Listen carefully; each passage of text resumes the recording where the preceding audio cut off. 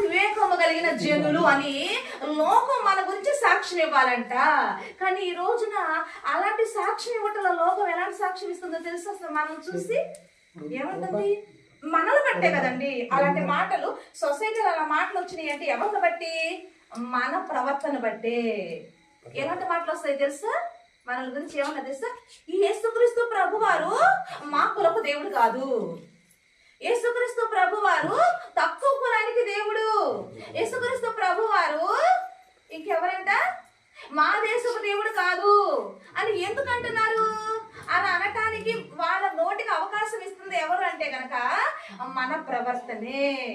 మనమే మన దేవుని తక్కువగా లోకానికి మనము చూపిస్తున్నాము. కానీ మన దేవుడు మనల్ని ఎంతగా గొప్పవాడిగా ఉంచాలో మన తండ్రి ఎంత ఆశపడుతున్నాడో తెలుసా? అవునా?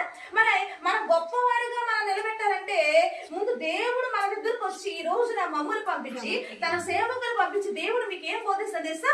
ఆయన మార్గములు. ఏం బోధిస్తున్నాడు ఆయన? దేవుని మార్గములు బోధిస్తున్నాడు. ఆయన మార్గములో నువ్వు నడిస్తే నీ జీవితం ఎలా ఉంటుంది తెలుసా? ఫలవంతమైన జీవితము. అందుకే ఈ రోజు ఎవరు ఫలిస్తారంట? ఎవరు ఫలిస్తారు? ఇష్టానుసారంగా బ్రతికి నువ్వు ఆయన మార్గంలో నువ్వు నడుస్తూ ఉంటే దేవుడు ఏమన్నా తెలుసా? యోహాను సువార్త 15వ అధ్యాయంలో ఏమంటున్నాడంటే కనుక, యోహాను సువార్త 15వ అధ్యాయము